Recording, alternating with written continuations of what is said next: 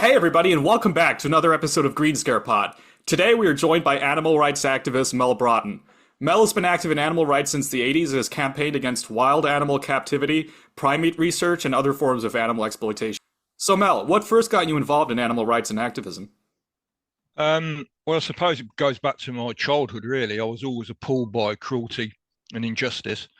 Um, and as I grew up, that only got stronger. And by the time I, um, left school, age 15, um, I wanted to do something about it. And within a few years, I remember being in my hometown, Northampton, walking around town centre, and there was a lady giving out leaflets, anti-vivisection leaflets. Hmm.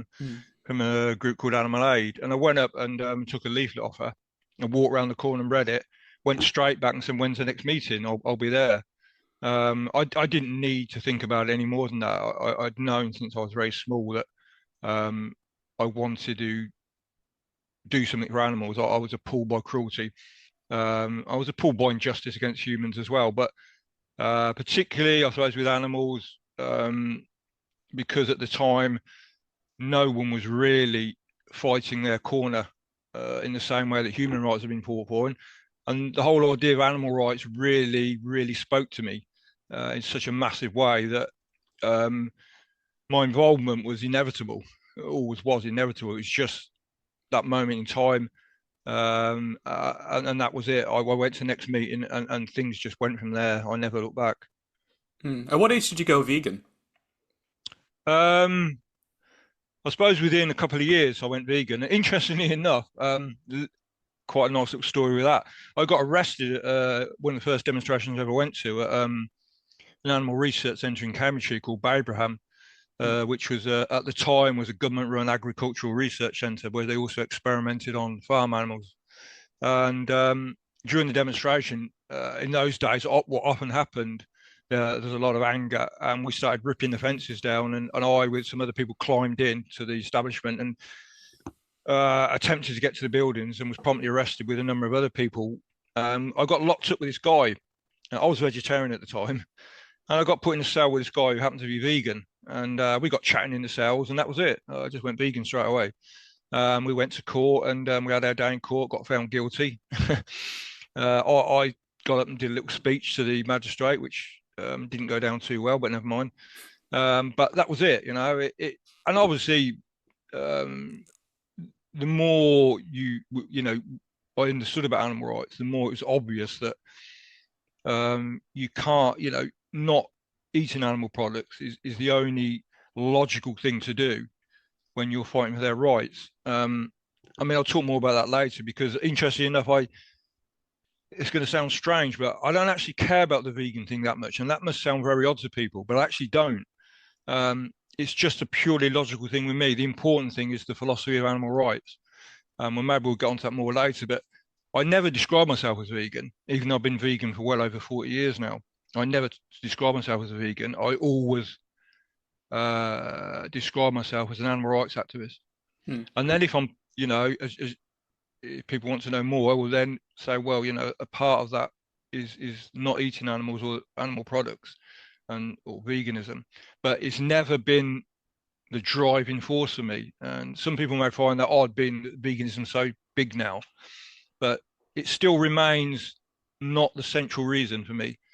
Um, Yeah. it's just something I do as a part of being an animal rights activist. Some people might find that odd. I don't find that odd. I don't think there's even a contradiction between not being a vegan and being an animal rights activist. I do think that it's strange, but I mean, there are Yeah. people out there who are doing great work for the animals, and I mean, they're not necessarily vegan. I just spoke to Rod Coronado. Many early members of the ALF, as I understand it, some were not even vegetarian. Some were not even vegetarian, and many were just vegetarian and not vegan. So, I No, completely, yeah. that's absolutely right. I mean, if you go right back to the late 1960s, early 1970s, when you look at the kind of what I would call the resurgence of the modern animal rights movement, some of those early pioneers, Van der Merse, pre the ALF and other direct action groups, weren't vegan, but they were driven by that strong sense of um, doing something to lift animals out of the situation they were in. Um, the appalling situation they were in and still are, and forming the animal rights movement. The veganism kind of came after, and I remember again, turning the clock back a bit. Well, because one of the first things I got involved in was hunt sabotage, and I remember well getting in a van with other people, and you would often get in a van, and there would be meat eaters there or vegetarians. But the interesting thing about it was, it was a burgeoning animal rights movement, and people were talking about the philosophy of animal rights, and veganism came up more and more, and people would convert to veganism quite quickly when they got in a van with a load of other people going sabbing who were already vegan. And it kind of worked really nicely because that kind of process was going on at the same time they were being involved in direct action, against hunting. So it kind of really meshed the movement together well. And I think was probably one of the reasons why the animal rights movement, particularly in the UK, during that really exciting period of the 80s and 90s, came to be that way. Things are very different now. And again, maybe more of that later. So, you spoke a little bit about your earlier activism. So, you and the legendary Barry Horn, may he rest in peace, were prosecuted for attempting to rescue Rocky the dolphin. Can you please share with us a little bit more about Rocky and why you were motivated to rescue him? Well, as I said before, it's a strange one, really, because myself and Barry and the others who were arrested for the attempted liberation of Rocky all came from Northampton, which is the most landlocked county in the United Kingdom. So we're as far from the sea as it's possible to get in this country. And yet, we found ourselves in this enterprise. And it came about, I was approached by someone who had looked at Rocky's situation and had done some background work. And he came to me, I met him one night actually, and he kind of outlined this idea about freeing Rocky. And at first I thought, this sounds utterly mad, but I was intrigued.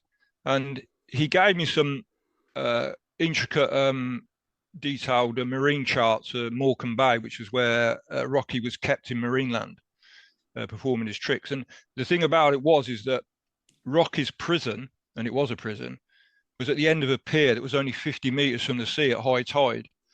And what the marine map showed was that at high tide, there are deep gullies in Morecambe Bay, which, if we could get him out at the right time, he could use to get out the bay and into the open sea.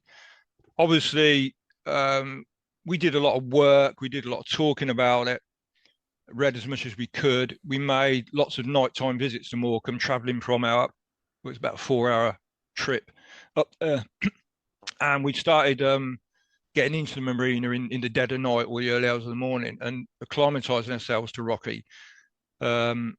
And we even actually got in the pool with him a couple of times in the dead of night to try and get him used to the idea.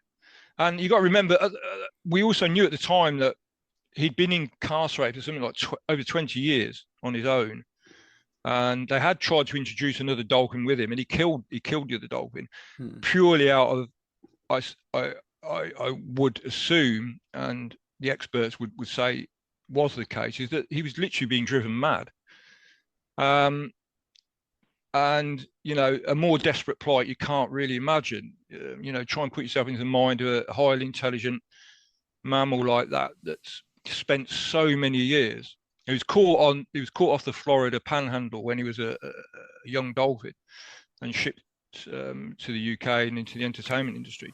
So we kept these nighttime trips up, and eventually we knew that it was going to be difficult because he weighed a lot. He was a heavy. He was 9 foot long, and what we did, we calculated his weight and we constructed a stretcher which we were going to use to carry him. We looked at stretchers that are used in the dolphin entertainment industry. We kind of made our own out of scaffold poles and some strong kind of fabric, which was all padded with holes cut in for his flippers and everything. But we still had to try this out. So what we did, we went to a hardware store and bought sacks of cement to the same weight that we calculated Rocky weighed, put those on the stretcher, and then practiced it. And we practiced carrying it. It was heavy, but it was doable. So then we worked and worked on it, and we decided eventually, this particular Saturday night it was, that we would attempt the liberation at high tide. We had the maritime maps. We knew that he could get out the bay at high tide, very high tide. The water was less than 50 meters from the Dolphin area. And also, we'd been going in and out at night, climbing over the wall, and then I would let the other people in. I would open the door from inside and let people into Dolphin area in the lead up to this. On the night, I did exactly the same. We arrived there, we got the equipment out, and what we decided to do was there was a large net inside the Dolphin area, which they used to net Rocky if they wanted to, if a vet was to examine him. And we decided we would use that because he got used to us. We would coax him in as we had been doing before to the side, and then we would put the net around him, hold him to the side, and then lift him physically out the water onto the stretcher. We got there after midnight. In fact, the earlier, probably about 1 o'clock in the morning, I climbed into the Dolphin area and opened the door from inside and let the others in. And so began several hours of attempts to catch him to the side, and we just couldn't do it. We struggled on and on till probably about 3 o'clock in the morning before we realised it's not going to work this way.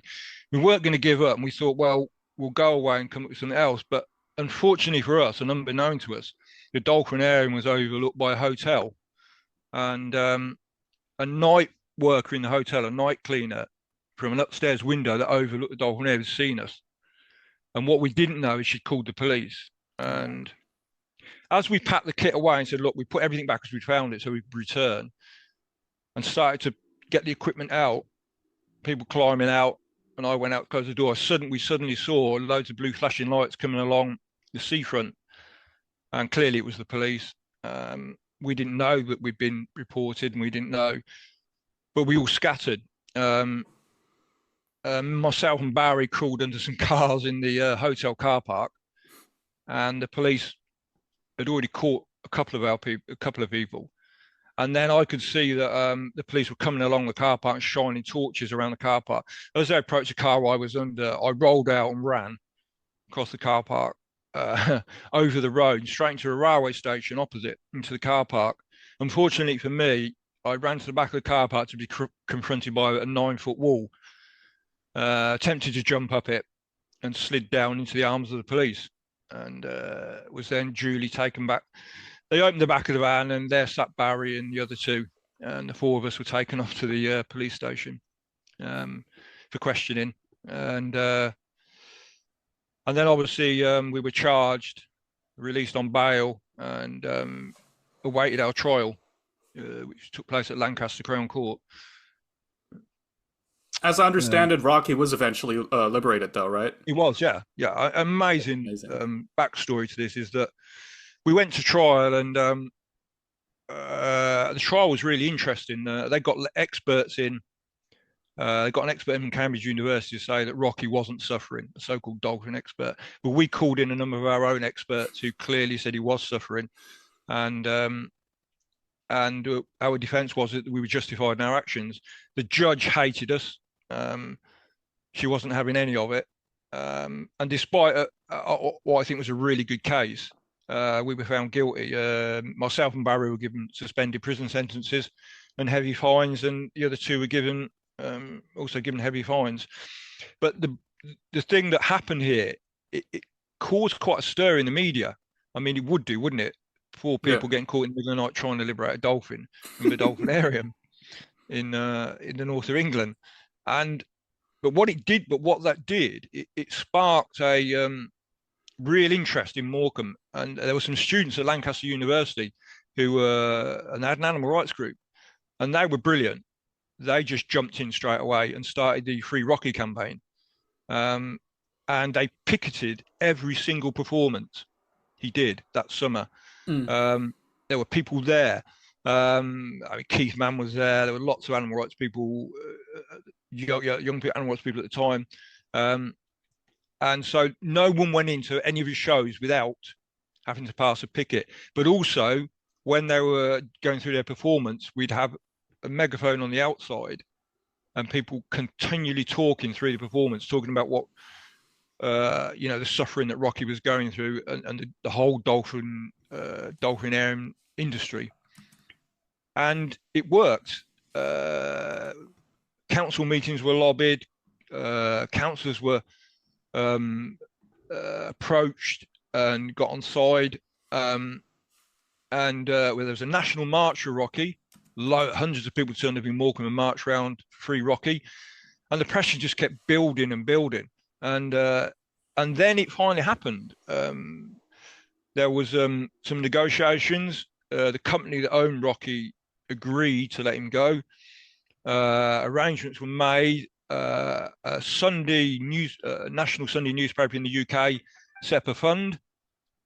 British Airways offered to fly him to a pre-release site in the Turks and Caicos Islands in the Indian Ocean, and everything was set to go. There was a last-minute drama when the owners of Rocky, the night before he was due to be moved him out of one dolphin area at Morecambe and moved him to Yorkshire. A team of people rushed up there, myself included, and the vet who was working through the Born Free Foundation, who took on the job of moving Rocky, raced up to Flamingo Land in Yorkshire, and a confrontation occurred outside there. A scuffle was broke out between security and that, but eventually the vet was allowed in. Rocky was declared fit. They agreed to sign the papers. The low loader lorry turned up. Rocky was loaded, taken to Manchester Airport and into an airplane, into the hold, where he was accompanied by an expert vet and people from British Marine Rescue and others, and he took off. He eventually arrived at the Turks and Caicos Islands, where he had a pre-release pen in the sea. So the idea was that he would spend weeks, however many weeks it was, acclimatizing before the pen would be finally opened. Except Rocky wasn't having any of it. And I got a phone call from a friend of mine who travelled with the team to say, "You're not going to believe it, Mel. He's jumped out. He's free." He jumped out. He jumped over the pre-release pen, and a few days later, he was spotted swimming with a local dolphin called Jojo, who was known to tourists. And for many years after that, he was spotted in the company of Jojo, and he decided that he weren't going to wait. He was going to go, and he just jumped straight out. That is a beautiful story. Yeah. And I think the lesson here is, you get a lot of people in the industries, whether it's dolphin. That's what I was going to bring up. Yeah. Yeah. Well, these animals can never rehabilitate themselves. They can. They certainly can. The desire to be free, certainly in Rocky's case, was so strong. And the desire to end that nightmare of 20 odd years of solitary confinement must have been so overwhelming that he wasn't going to wait, and who could blame him? So, and he made it. So there's a lesson for everyone, and especially the so-called experts who says it can't be done. It can be done. Yeah, and the fur farmers say the same things about the ALF whenever they liberate mink. Oh, those mink are just going to get hit by cars or something. Well, firstly, only a small minority of them don't survive. Most are very grateful they get to live their lives out in the wild. And secondly, I mean, you're killing them anyways. So I don't understand what the even if all those mink were going to die. I mean, you're. What the ALF does is still sensible by, hurting your profits and giving them at least a chance at life. Of course, yeah, absolutely, and that is the bottom line here. We must never forget that all these arguments fall away when you look at it in its simplest form. Is that these animals do have a right to a decent life, and when releasing them is the most direct thing you can do. Like, some might not make it, and some certainly don't make it, but many do. But the only guilty party here are the people. Certainly, the majority for anyone watching. The majority of these animals do survive. The overwhelming majority, yes. Yeah, of course they do, and we've seen that with with other species that horrifically called invasive or non-natives and are persecuted. But these animals, they're intelligent, they adapt, and they have a right to be where they are, and that should never be forgotten. It's the industries; they're the only ones who are guilty here.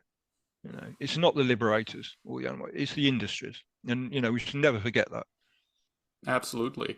So speaking of Barry Horn, rest in peace, Barry. Do you have any other stories about him you'd like to share? Um, yeah, but I mean, I knew Barry well. We were both from Northampton, and I spent quite a lot of time with Barry, um, and as an activist and as a friend, and he was an interesting character because I think from movement now, especially young people who won't have known him personally because he's been gone a while, uh, and who's every year in November we celebrate and remember Barry. Remember the 5th of November. In November, yeah. He was a lot of things. Barry was. He was a lot of things. He was.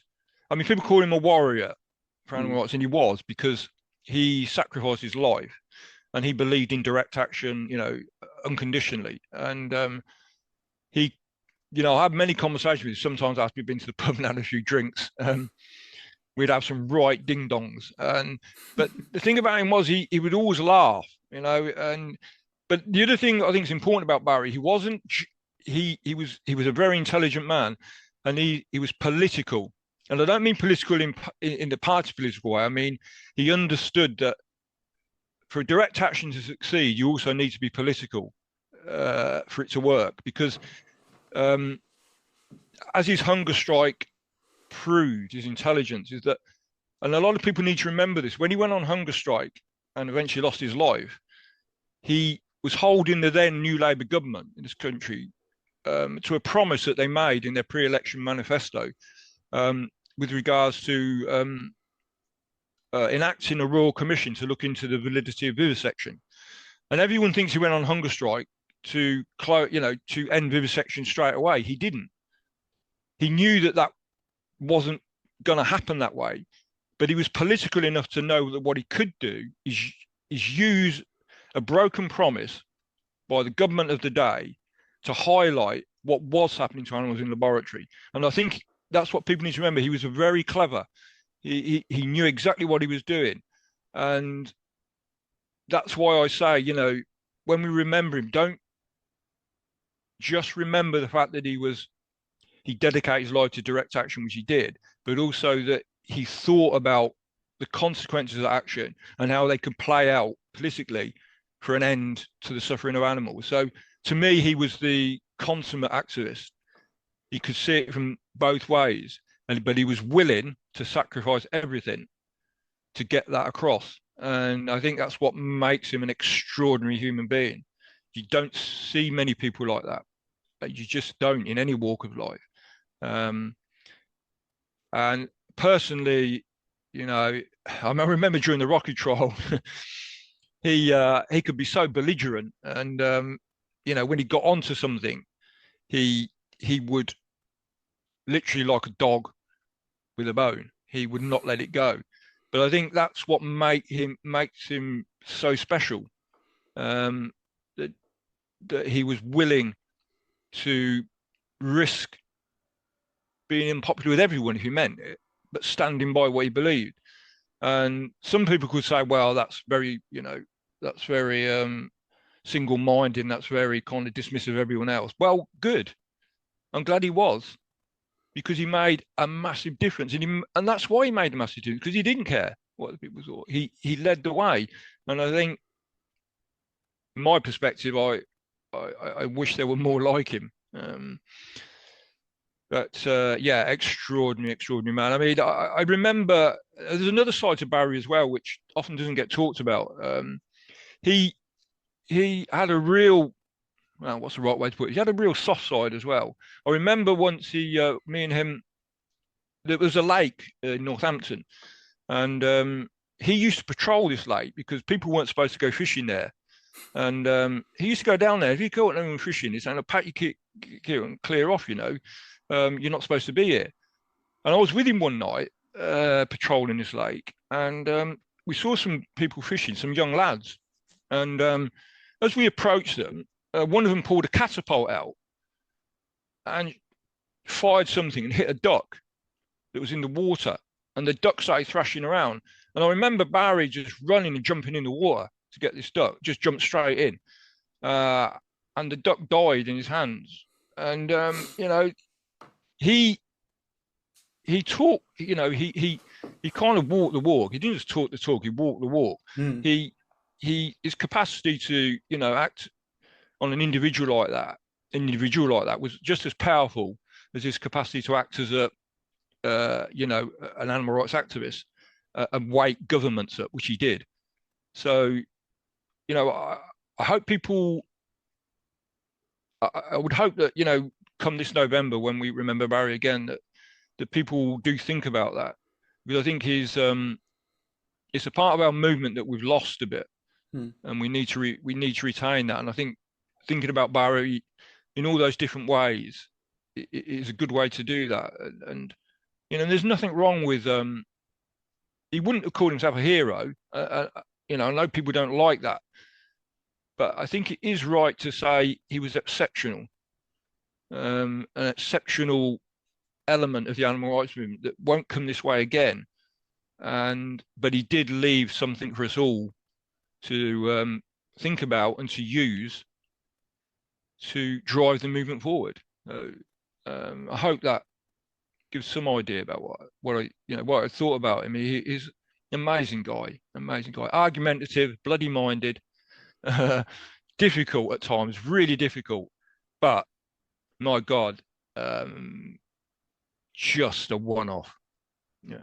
Thank you for sharing that with us. I'm far too young to have ever experienced. I'm far too young to really have gotten into I'm far too young to have really experienced the story of Barry when he was around. But everything that I've read about him, really, I think exceptional is certainly the word to describe him. And I think we do need more radical action, more connections with other movements, etc. That the kind of thing that Barry worked on with his connections to the labor movement as well.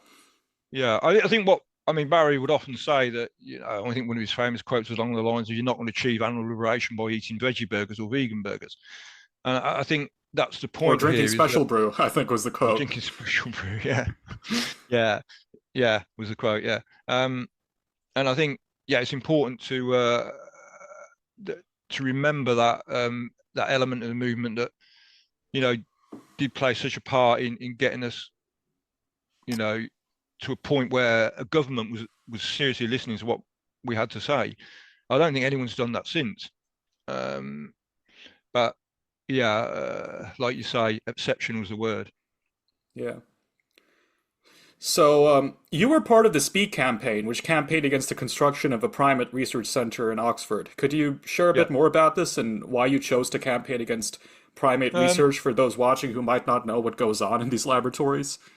Yeah. So the Speak campaign in Oxford followed on from a campaign we'd successfully run in Cambridge in 2002. I'd only recently come out of prison in my first sentence, and Cambridge University were about to embark on building what would have been the largest primate research centre in Europe at a site in Girton on the edge of Cambridge. And Speak, which stopped primate experiments in Cambridge, was formed as a kind of umbrella for all the local groups and others that were trying to stop this laboratory from being built. And it would have been dedicated primarily to brain research on marmosets and macaque monkeys, looking at various brain conditions in human beings. But there'd been a public inquiry in which the scientific case had been strongly opposed and undermined by groups like Animal Aid and that, who shown quite conclusively that the scientific case for using these animals as surrogate models for human brain disorders was not correct. And in fact, the chair of the inquiry, his name was Stuart Nixon, if I remember right, he agreed that Cambridge University failed to provide a strong scientific case for building this laboratory and doing this research on primates. The police likewise didn't want it there because of the protests that they knew would follow. There was already a very active campaign in the county by SHAC, Stop Hunting and Animal Cruelty, who were already kicking ass all over the place. So they didn't really want another headache. So the recommendation was from the inquiry that the laboratory didn't get built. Unfortunately, the then new Labour government, again, the ones who Barry had put his life up against, Secretary of State at the time, it was John Prescott, overruled the inquiry and gave them permission to build the lab. Interestingly enough, at the time, it transpired that Lord Sainsbury, who donated, I think it was about £11 million to New Labour, and was also the Vice Chancellor of Cambridge University, had been given the job as Science Minister. So there was an unholy alliance going on here, and they gave them permission to build the lab anyway. So SPEAK was formed, Stop Primary Experiments in Cambridge, and a vigorous campaign was begun, in which lots of demonstrations, there were demonstrations at the lab site, and there were things like road blockades, invasions of colleges and that, and a really strong campaign. And within about 18 months, Cambridge University announced they were withdrawing the plan. The lab wasn't going to go ahead. This brought us up to 2004. Within a week or two of us receiving the news that the Primat lab was not going to be built, we were told that the construction of a laboratory was already begun in Oxford. And the talk was that this was going to be a replacement for the lab that didn't happen in Cambridge. I don't know how true it was that it was a replacement.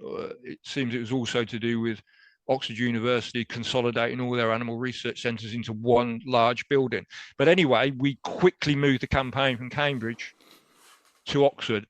I remember going down there, they'd put the footings in for the laboratory, but they hadn't actually built upwards yet. So we started the campaign again. We were there every day. We were stopping lorries, building lorries, going in, talking to drivers. We managed to turn some companies away, refused to deliver any more building material once they found out what was going on, what would be happening there. And also, at the same time, it turned out that some letters had been sent to the main constructors, who were Montpellier, that they should withdraw from the contract. And an animal rights group anonymously sent these, and they did. And what followed was all workers left the site. There was a skeleton of a laboratory, but that's all it was. And work ceased, completely ceased. Everyone left site. No building supply, no company would take it on. And it was an incredible moment. We realised that there was a stalemate here. We couldn't stop. We had to keep going, because at any moment they could resume the building work. So for 18 months, we kept going. We kept the protests up. There was reports of direct action, and direct action was definitely happening. And for 18 months, there was no work on the site. It gained massive publicity in the UK, huge. I found myself doing lots of TV interviews, documentaries about it, whilst at the same time we kept the campaign going. And then in 2006, in fact, it was November 2006, we were tipped off that an anonymous contractor had agreed to resume the building. And so it was everyone to the battle lines. And then sure enough, they did turn up. And it was the most incredible thing I've ever seen in the UK, because where the laboratory was being built in the centre of Oxford, it was a South Parks Road. When you drove down there, they had closed the middle of the road off and put up huge hoardings, so that the lorries who delivered the building materials couldn't be seen by anybody. They had all the construction workers were wearing balaclavas. So you had construction workers fully balaclavaed up, security men on the street with balaclavas on. We were told that the army there was a story that ran in a national newspaper that the army were ferrying the building materials in. They were certainly using ex-army security men with the lorries. The lorries were changing number plates as they were coming in and out of Oxford. It was unbelievable. The number of police down there was just off the scale. We were followed everywhere. We were continually hassled by the police. If we walked around Oxford, if we went into a cafe, they'd come and sit at the table next to us. It was an unreal atmosphere down there. But slowly, the laboratory did get built. We got more and more attention from the police. It got more and more difficult. There were lots of arrests. And then eventually in December 2007, in the early hours of the morning, my front door was kicked in and I was arrested and taken away. And eventually I was charged with a number of offences, all serious. And I was taken to the Category A prison, and I was held as a high-risk prisoner, charged with what were essentially terrorist offences. I then found myself taken out the main prison population and put into a prison within a prison called a CSU unit, close supervision unit. I was held in this unit. There was only 12 prisoners on there, which included a number of people who've been arrested for Islamic terror offences in London. And I was held literally incommunicado for 18 months on this small unit. I was not allowed to go anywhere without being escorted by prison officers with a dog. My visits were heavily monitored. I was strip searched every visit, going in and coming out. It was all incredibly oppressive. And the message was clearly being sent that we were going to be treated as terrorists and we were going to be, I suppose, ostracized from society and held up to be dangerous fanatics. It was a part of my trial was covered hugely in the media. And the interesting is I went through 3 trials. I was found, the first trial was a hung jury. I was then re-remanded to a Category A prison. I was tried for a second time. I was found guilty and appealed, as they used a very novel DNA process that hadn't been used before. I appealed. I won the appeal on the technicality, but I was remanded again. And I faced a third trial for the same offence. And eventually they got their guilty verdict and I was sentenced to 10 years. But it was very, very sobering and a very, very clear insight into the lengths that I think governments backed by the industry, in this case the animal research industry, can and will go in pursuit of silencing or taking out people who they believe are a problem to that industry. It's like Will Potter says, green is the new red. Exactly. So I've read that book a number of times. In fact, I read it when I was in prison. So, yeah, I mean, it was interesting that a number of things that kind of happened. I remember security coming to visit me because people used to send me, all my letters were read. They were redacted. Some of them were redacted, big black lines through them. Security used to come and see me regularly and say, we read all your letters and everything. But I remember someone sent me a book, and it was an academic book, but it was about the crackdown that was happening in America at the time on the Patriot Act and everything, and the whole Animal Enterprise Terrorism Act. And they withheld the book from me. But I was in my cell one lunchtime on the unit where I was being kept, and I heard the keys go in the door, and a security officer came in, and he was holding the book in his hand, and he went, "Look, Mel," he said, "I've looked at this book." He said, "It's an academic book." He said, "It's not, he said, I can see that it's not advocating terrorism or anything." He said, "I'm going to give it to you." It was an act of, I always remember it because uh, there was so much going on around me at the time in terms of controlling what I could access, controlling what I could see, that this one security officer in the prison had took it on himself to see through the bullshit effectively. He knew that um, that this book was an academic work and wasn't, some kind of treaty for extremism.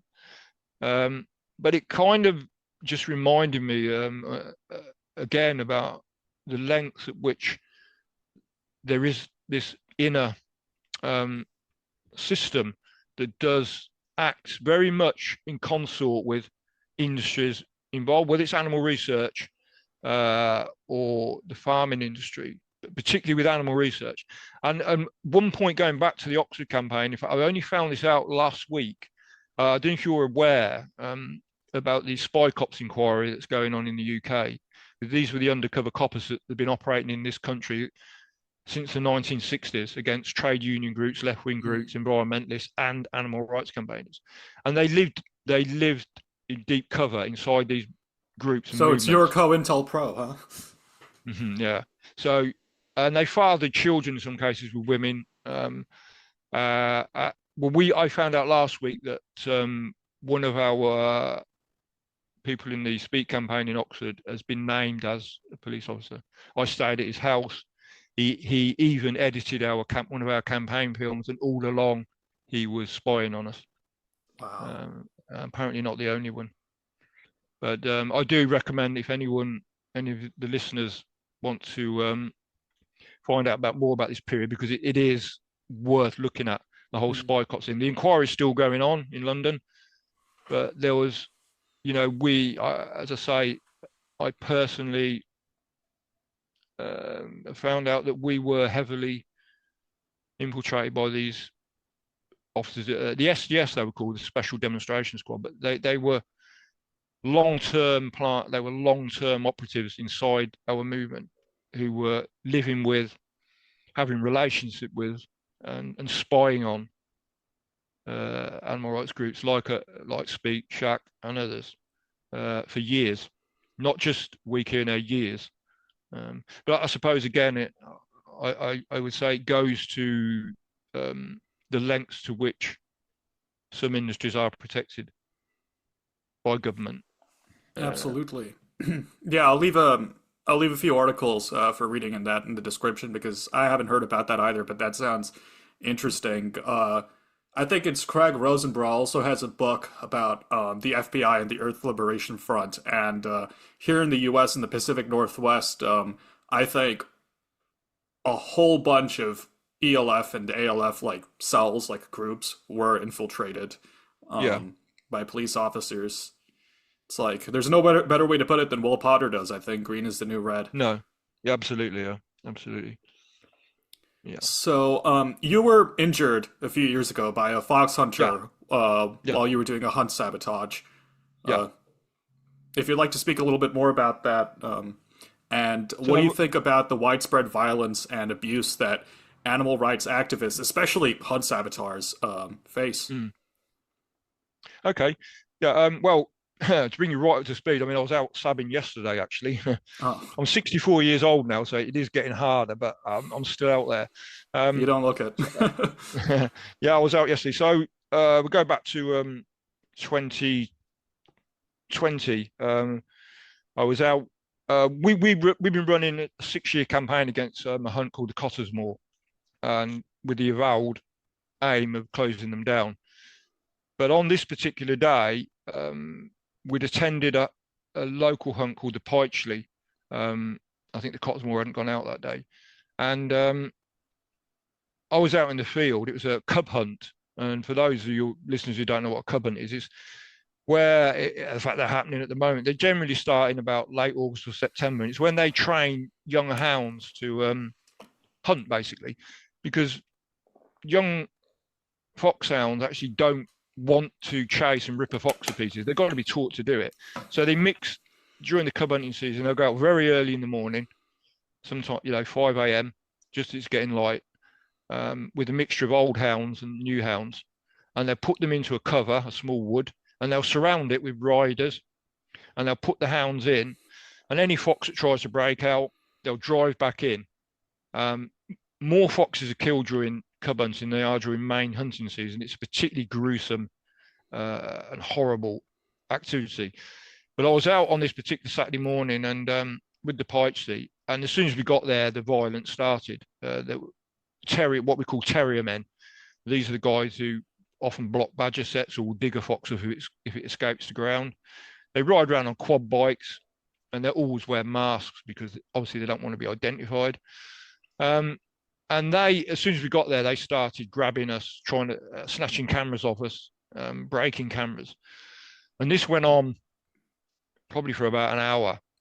And we persevered, and we were walking away from a particular small wood that they'd got the hounds out, and we were following them on foot. And I was walking across an open field, and some of the sabs were behind me. All of a sudden, I turned, and the horse was just galloping straight at me. A guy called Christopher Mardles. I had to look at him. Yeah, he galloped straight at me, and the horse just hit me like a freight train. I remember the pain, and I remember as I went down, and I could see the horse going over me. I thought, I'm going to die. This is it. I just thought in that split second, it's true what they say about time suddenly slowing down. It really did. I thought, this is it. I'm going to die. I hit the ground, and the pain was immediate. Other sabs came running over, and I just lay there in absolute agony, and I screaming. I remember Mardles not even stopping. He just carried on hunting. I remember the supporters carrying on. I remember seeing out the corner of my eye a quad bike come by with terriermen. They didn't even stop to see if I was all right. None of them asked. They didn't. They weren't bothered. The Sabs came round and tried to make me comfortable, got on the phone for an ambulance. And the problem was the ambulance did arrive eventually, but it couldn't get up to the hill. I was on top of quite a steep hill, and the ambulance couldn't get up to help me. So they had to walk up with and up the hill to where I was lying, and they had to give me morphine. I was in so much pain. I didn't realise at that point how many bones were broken. But then they had to call a helicopter in, air ambulance, which did eventually get there and landed in the field. And then I was strapped up and given morphine, and then put into the helicopter and flown to the hospital. On arriving at the hospital, I landed on a football pitch near the hospital, and an ambulance came and picked me up, and we went up to the hospital, and I was admitted. And then all the x-rays and everything started. I had, I think it was 5 broken ribs. My collarbone was smashed to pieces in 3 places. My shoulder blade was cracked from top to bottom, and I had a tear on my lung from a fragment of bone out one of my ribs. So there was slight concern about a collapsed lung. Fortunately, that didn't happen. But I was kept in overnight, and the next day, and then I was eventually released. I was home, and I couldn't do anything.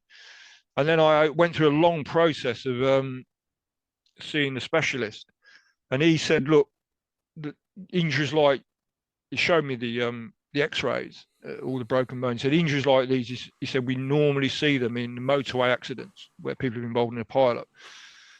He said because basically I've been hit by this horse at speed, full on. And he said, you were lucky. You were very, very lucky. Obviously, the police have been informed about it.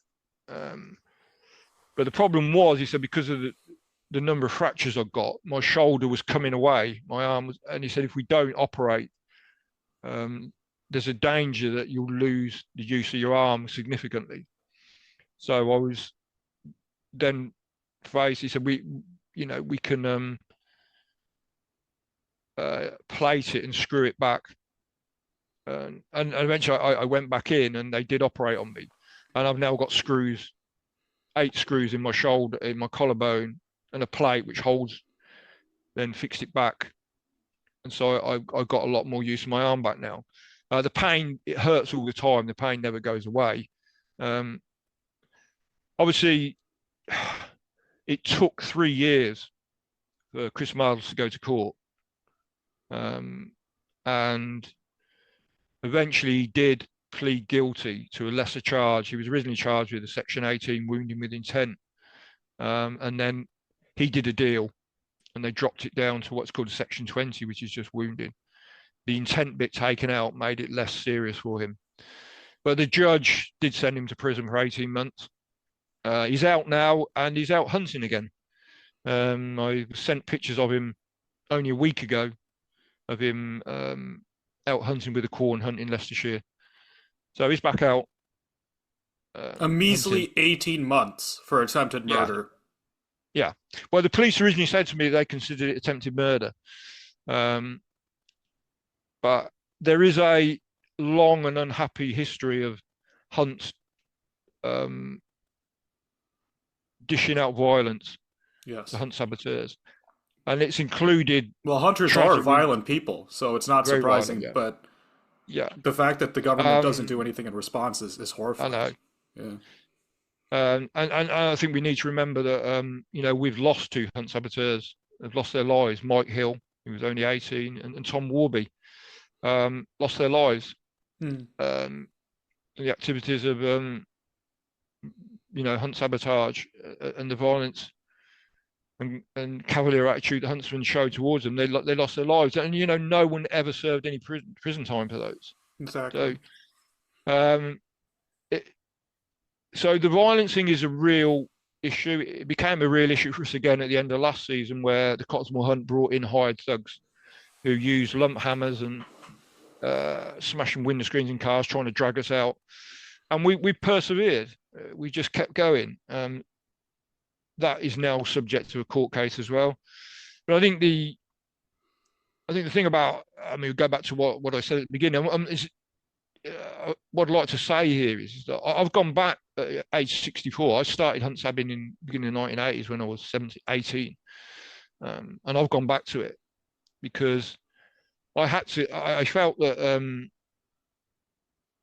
the animal rights movement had changed significantly in the period I was in prison. And when I came out, it was a wholly different thing, which I didn't really understand or feel particularly close to.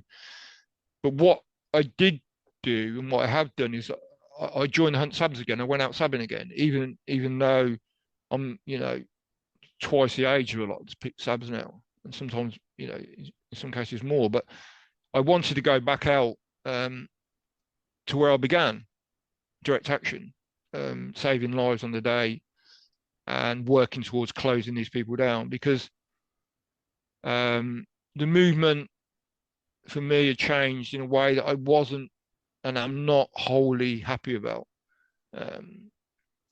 There is a concentration on veganism now, a concentration on promotion of veganism, which is fine in and of itself, but I have to be honest, that will not achieve animal rights. You're right. It just can't.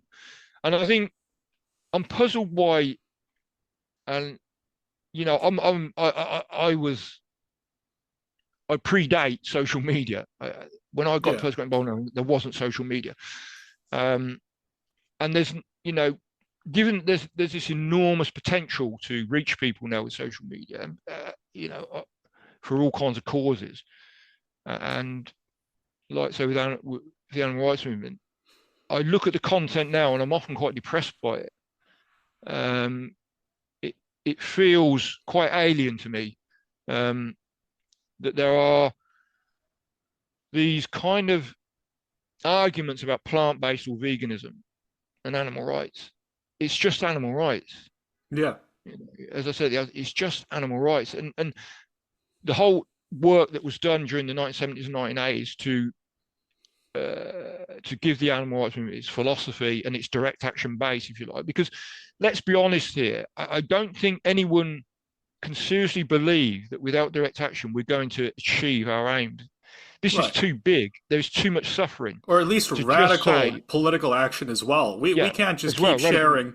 Right. We can't No, just keep sharing like, memes about memes about like, the health benefits or something of a vegan diet and no, think that that counts as animal rights activism. It doesn't. I don't even see people out there protesting in my generation. I mean, I no. do so. The pro-Palestinian students on my campus, which has insane amounts of ties with the military-industrial complex. I mean, the the sheer lack of effort, really, that they're putting in, Yeah. to be honest, compared to the scale of what's going on in Gaza, and Mm, compared to what anti-Vietnam War protesters did at colleges is just telling.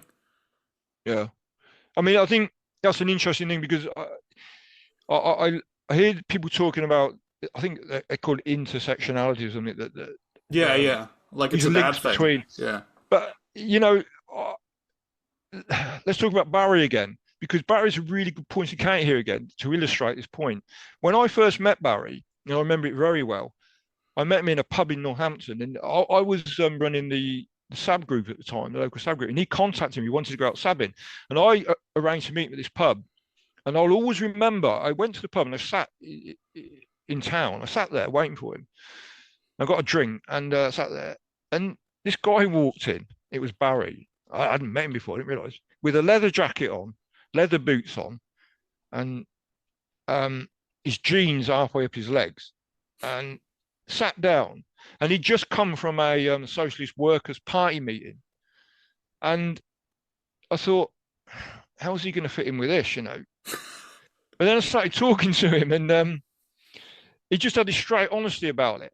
But this is the thing about this thing, this, well, you call it intersectionality. I just call it being a rights person. Is that the movement I came into and Barry came into? Most people I knew then were active in human rights stuff. Well, there's the anti-apartheid movement. I mean, I remember the Northampton Animal Rights Group supporting picketers um, when the print strike was going on in Northampton. I also remember very well 1984. I travelled with other animal rights people from Northampton to Manchester in the north of England to take part in a football match with the striking miners to raise money because, you know, they were fighting the Thatcher government at the time. There was a kind of basic understanding that you help someone when they're fighting something bigger than themselves. You just do. It's what you do. Um, there was no big need conversation about it. We were just all political animals.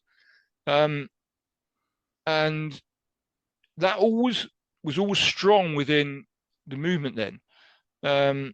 We didn't need to talk about it as such, but I suppose I think that's what made the movement more radical then. There was a lot of stuff going on in this country then. You know, the miners' strike. There was rioting going on in the inner cities. You know, there was big race stuff going on, and the animal rights movement was in there with those. You know, we were part of all that, but we were also a movement that had recognised that as people that we had to think seriously about other species, other things in that same context. It doesn't mean that human rights and animal rights are exactly the same thing, but it does mean that you talk about rights, not some kind of welfareism or whether we can eat our way to animal rights, you know. Mm. And I think that's missing now. And maybe it's just me. I don't know. But I don't think it's just what? you. I think a lot of guests that I've had on who have been active in animal rights for a long time have spoken about that. You have all these influencers out there.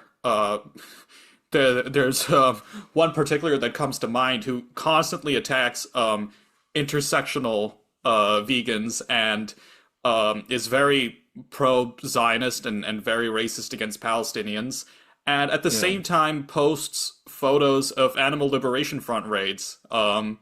He's never been involved in direct action. He just yeah, posts pictures of people with ski masks holding animals and edgy quotes next to them. I don't think he has any understanding of anarchist spirit, of total liberation. Nothing.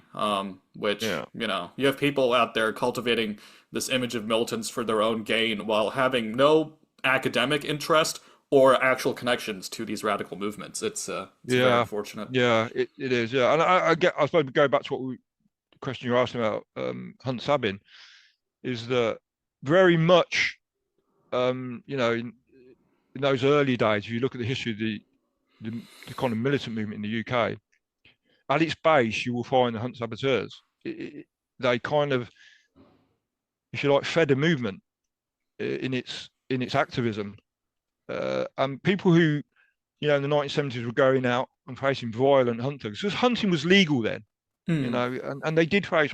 They were learning. They were learning on the job, so to speak, that to succeed, you had to work as a team and face the enemy, and find ways of beating them, and saving lives at the same time. I think that instilled that mindset in us all, that the importance of direct action. And of course, people then would go on from there and take the skills they'd learned into other campaigns against animal research centres or the meat industry, all the while carrying with them that kind of that animal rights philosophy, very much at the centre of everything they did. Um, I, I think we need to get that back. Yeah. I know I'm very aware that we can't halt technology, and technology can be a good thing sometimes. I'm not a luddite, but I think for us as a movement, we have given something up, and we shouldn't have done that. We need to embrace it again. Um, I wish I could find an easy way to do that. Hmm. Uh, I think I'm not, as I say, I didn't grow up with the social media thing going on around me. I grew up pre-internet, um, and I do recognise its enormous potential, and but I think there's a real danger in it as well for us as a movement, that it's creating an almost lazy, um, over emotional approach, Hmm. taking out. I mean, I I remember a Hunt support saying to me the other week, "You're a very angry man, you are." I said, "Yeah, I am angry. I'm angry at what you do," and I think anger's not a bad thing. I don't. I think you can use it in a very constructive way to What? see that back at the center of everything. I Yeah. really would, because I think it's not only is it justified, it, it it's like the fuel that drives a Exactly. movement. If you haven't got that fuel, you're running on empty all the time, or you're not running efficiently, and you're not running the best way you can. And I think, to me, that's what's happened. I wish I could find the answer. Um, I wish I could. I really do. I mean, I think there are people. I'm hearing voices of, you know, in this country now, people are starting to say similar things.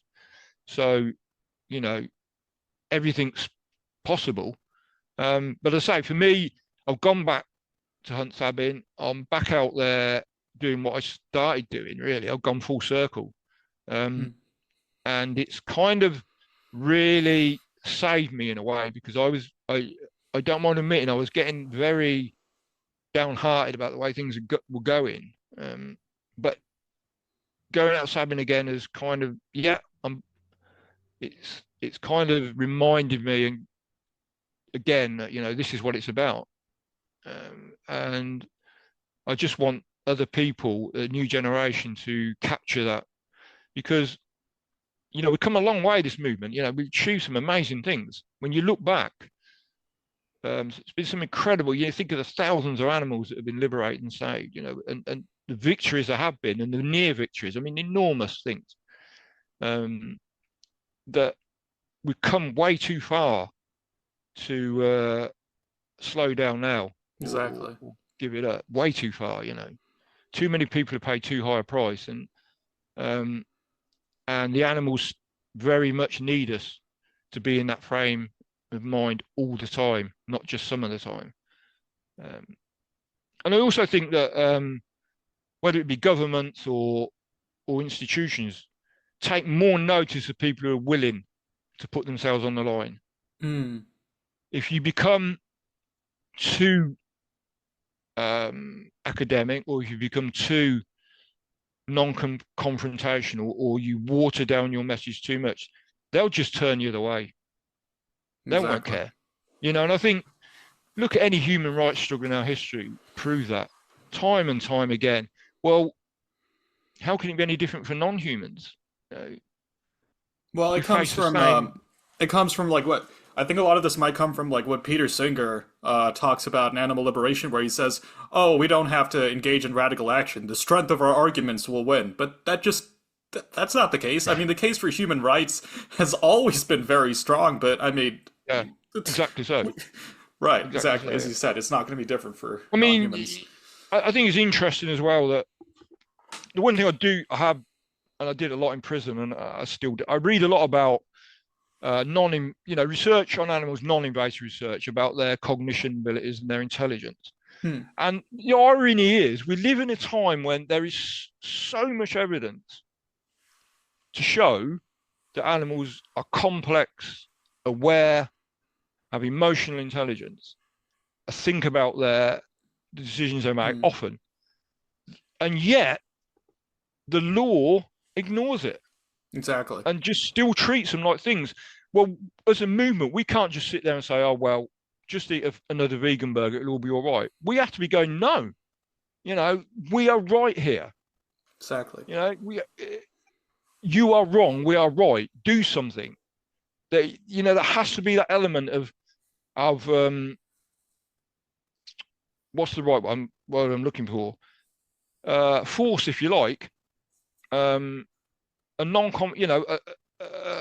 a no compromise attitude, as Barry always said, because it can't be right that we live with this knowledge about all our cousins out there, four-legged cousins, fur and feather. It can't be right that they're still living in the same hell, um, because governments won't take notice of the evidence, which is on our side. It is on the animal rights side. It supports the animal rights stand. And I think we need to get back to that, Hmm. and get back to it quickly. I'm not saying that being vegan's bad. Of course, it's not. It's good. You know, it's a very good thing. What I'm saying is that if you seriously think that a monkey or a rat or a beagle in a laboratory is going to be helped while you going vegan, it's not. It really isn't. If you think a fox or a badger, a fox fleeing from the hounds, or a badger having its set filled in is going to be helped while you having another new vegan burger, it really isn't. And Or an honestly, animal that saying probably that, goes for pigs, cows, and chickens too. I'm of not course, confident. I am not confident of the assertions out there that individual like that the small 1% of people out there in the world who have adopted vegan diets have actually at all changed the number of animals that are being slaughtered. yeah, It just doesn't work that way. I mean, it doesn't work. I supply and agree. demand, the governments will step in and inflate the supply if necessary. Yeah, yeah. But I think the animal rights argument, uh, presented properly and backed up by action, is undeniable. Yeah. And I think there's more chance of the vegan people going vegan off the back of accepting the animal rights position and understanding it's the correct one than there is of just saying go vegan. Because I'm quite dismayed by people just shouting at people go vegan as if, as if that's enough to Right. change everything. It's not. Yeah, it never has been, and it never will be. Um, and it sounds like I'm just having to go at vegans and being one myself. It's a bit ironic, but I've been for so long. But I'm not. I'm saying that Well, I'm trying to say. I'm pretty much in rage after I see how a lot of vegans nowadays treat people like Rod Coronado for not for having a Mm, for making different consumer choices, for lack of a better way to put it. yeah, It's yeah. It's a problem that needs addressing, and uh, I also think another issue, particularly in the UK, is during the 1980s. We had national organisations like the BUAV and the National Anti-Vivisection mhm, Society and others who aligned themselves with the direct action movement completely. That doesn't happen anymore mhm. because organisations, big or small now, their bottom line is membership. It's not um, it's not aligning themselves with activists, and I think that's another big problem. Um, we had very radical national organisations who stood firm alongside the activists, again, which made a formidable force, absolutely formidable. Now, most organisations would distance themselves from what they would consider to be militancy, and that seems to be a modern disease as well. I think that's in Where, big part because of the Green Scare. Even if you look at the yeah, collective consciousness, I mean, I'm thinking of Bob Barker saying on national television that the Animal Liberation Front is the strongest element of the animal rights movement. Rest in peace, Bob Barker. I don't think that any public figures would do that nowadays. This no, they was, wouldn't. yeah. No, they wouldn't. No, the fear factor is still strong, and I mean, I'll talk. I'm talking. Someone in the UK who saw it happen in real time when we all, myself and people in Shackleners, were getting our 10-year sentences, and the effect it had on the movement was enormous, and we Mm. still haven't recovered. And you have to It take is that on the very chin. disturbing just seeing young kids my age and sometimes younger being locked away for 10 years for, Mm. yeah. It is disturbing, yeah. Um, but there we go. Food for thought. All right. Well, thank you so much for joining us, Mel. It's really been great discussing this. I'm super, super Oh, thankful that you joined yeah. me. I've enjoyed it. Yeah, I've really enjoyed it. Yeah, It's yeah. Thank it's you been so good. much. I've learned a whole lot from the movement, and I really think that some of the stuff you spoke about there, like how we need more radical action, etc., is something I really want viewers to take away. So, thank you, Mel. No problem. All right.